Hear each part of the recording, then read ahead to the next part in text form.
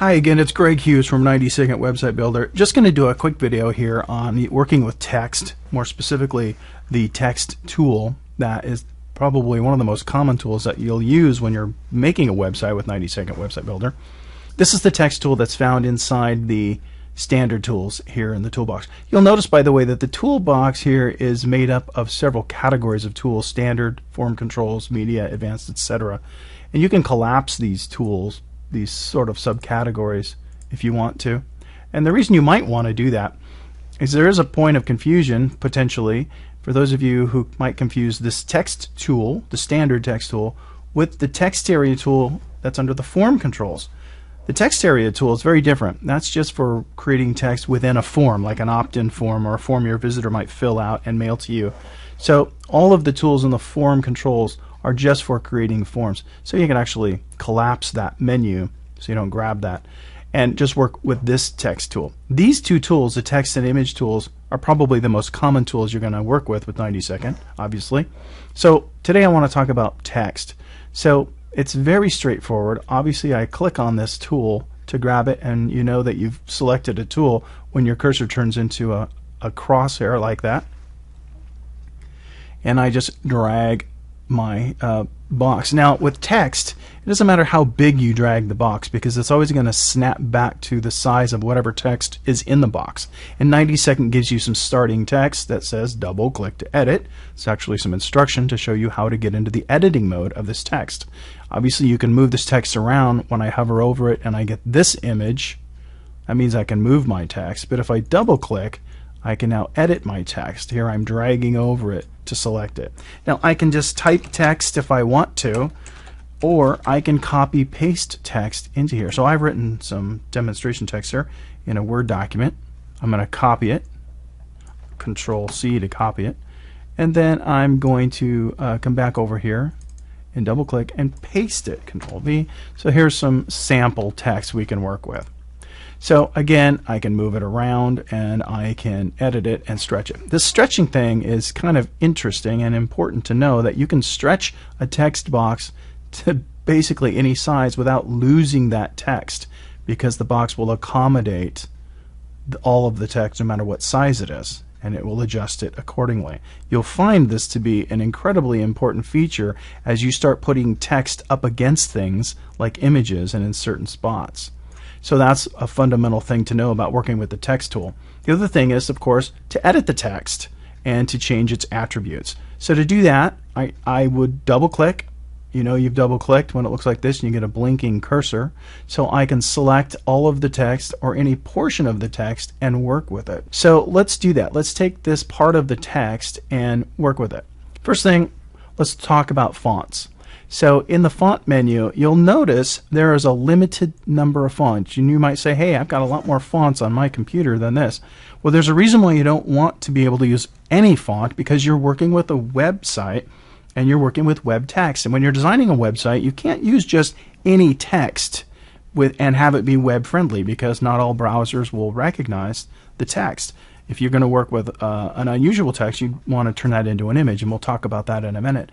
But normally the best text to use for your content are the standard ones like Arial and Tahoma, Verdana. These are the ones that people mostly use on their website because they're friendlier for all browsers, and frankly studies have shown that those actually convert better because people can see them. Sometimes people use these serif texts or fonts like Bookman, Courier, Georgia, Times, and those are okay to use too. I mean, they're all web friendly.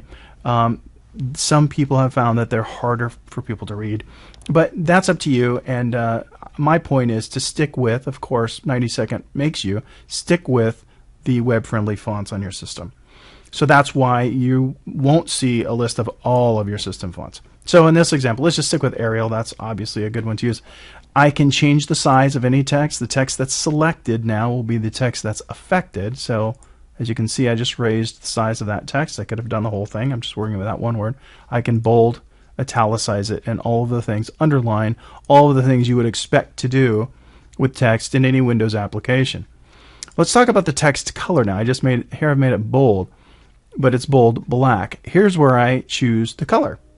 And if I do so, let's make it red, and I want to preview that. You notice I changed it red and nothing has changed on my screen. Well, that's because it's still selected. So I have to go click to see it, or I can even click out of the box to see it. So if I want to change this, I'll select this text and then go change the color of it, click somewhere, and then I can see my changes.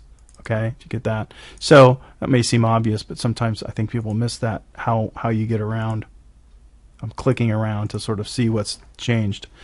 And then when I'm not in edit mode, like right now, or even right now I'm not in edit mode, you see that this toolbar has disabled itself. The only way these tools can be used is when you're in edit mode, which means double clicking on here. Now here's something interesting here. I'm going to select this text again so we can work with it. That's the color of the text, but this is the color of the background of that selected text. In other words, a highlight. So if I wanted to highlight that text, let's use yellow so it looks like a yellow highlighter. Again, I've selected it, I'll click, and now I can see what's happened. So if I wanted to highlight a particular text, I'm dragging here, I'm going to the highlight or the background color, and you can see that it does just that for me. So again, very standard features when editing text. I'm going to click out here and I can move it around, I could stretch it, etc. Now the other thing you can do, of course, is you can justify the margin as you would expect to for all this text. I can justify it, and by the way, it doesn't have to be selected for this particular feature. It doesn't have to, you don't have to select all of the text to do this. You can just click like this, and here it's justified to the left. If I click here, it's justified in the center, the right, and even the full justification. If say you wanted to look sort of like a magazine or a newspaper, that would be handy. Let's go back to the other justification here. This is where you would normally, where it defaults and what you would normally use. You'll notice there was another tool up here, right here, and this basically is just a button that brings up all of the features and attributes I just showed you in one spot. So as you're working with text, you can click this button and this dialog will come up that shows you, you can just make all your selections here. Pick your font, color, background if any, and size, etc. and it will preview it for you here. So if I wanted to do that, I can work with it here and then go back to my my text. So that's just a shortcut for working with all of these same tools. That's text. Let's talk about this justification though very quickly. Right now I'm justified left. Why would I want to justify text? Well, here's an example. Let's say we're working with an image in our layout, and I'm just going to, for the sake of demonstration, I'm just going to make a quick shape. I'm using the shape tool to make a quick box. Let's say that was the cover of my book, or a box for software I'm selling, or whatever image that is. If I wanted my text to look nice bumped up against that, a couple things I can do. One, I can stretch it so that it fits the length of that shape. So if I stretched it down like this so that the text kind of fills in, you know, all the way down like this, kind of looks nice so that they match up. That's great. But what if I needed the image to be over here? Well, that's where the justification would help me, because if I select it, or actually you don't have to select it, you can just go up here and switch it to a different justification, the right side. And now it's kind of straight up against my image. So I know that may seem obvious, but that's just a simple example of how you can work with text and images together. And the text tool allows you, you know, some creativity to be able to do that. Okay, so we've talked about just using the text tool. Let me get rid of the shape tool. We've talked about using, you know, text and selecting text and editing it up here and making these changes. But there's something that's also going to come up for some of you who are savvy about search engine optimization. And this question has come up. Someone said to me, can I make my text an H1 tag? And if you don't know what an H1 tag, it's okay. But for those of you who do, you're going to want to know that you can make H1 tags. Now, an H1 tag is basically text on your website that is labeled H1. It's important for search engine optimization. You want to make sure your H1 tag has keywords in it. It's going to be a bigger text. It's going to be a tag that, and a piece of text that Google finds in a particular way. So if you don't know what I'm talking about, don't worry about it. But for all of you SEO people out there, you're going to need to know that yes, you can turn your text into a tag, an H1 tag. And here's how you do it right here. Simply go like this, and it does it for me. You'll notice the attribute changed, of course, because the definition of an H1 tag is a font that's bigger, bolder, and black. And so that is now my H1 tag on this website. So I would make this a keyword probably, or a title of the paragraph that's below it. But someone asked me, well, can I make an H1 tag and change the color of the font? The answer is actually no, and I'll show you why. Let's go back here and let's change this to just a smaller font, and let's make it green or something. Okay. Well, if I want this to be an H1 tag, I have to give up that privilege because Google's looking for a particular kind of text if I'm going to use H1. So when I select it and go like this and make it an H1 text, it sets back to larger font, bolded and black. So yes, that's how you use the H1 feature. So you can use that for incredibly important search engine optimization on your website. I'm going to talk about one more text. So I know this video is getting a little bit long, but I want you to know there's another text tool, or it seems to be a text tool because it has the word text in it, and it's down here in the drawing tools right here. It says text art because you can work with text with the text art tool, but it's technically not text. What you're doing with this tool is you are creating an image from your text. I'll show you what I mean. So let's put 90-second in here just for the sake of clarity. So I'm going to use the phrase 90-second.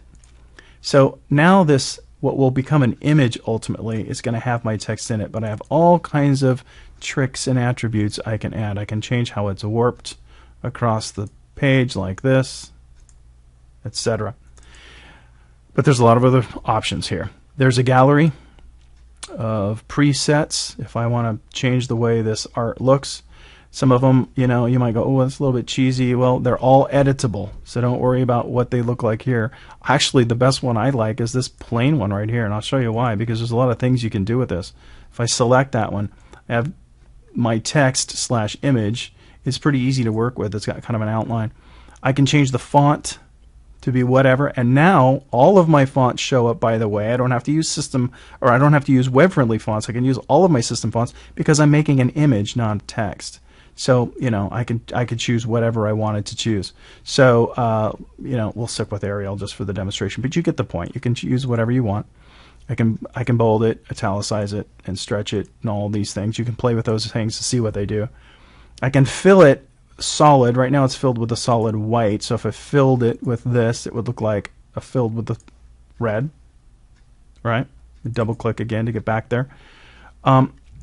There's gradients, so I can gradiate from this color to another color, and you'll see that it does that. So there's a little gradient.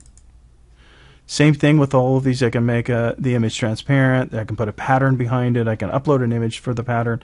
I can use a glass feature. This is kind of interesting. So let's just change color so you can see. We'll make it green. Make it kind of a green glass.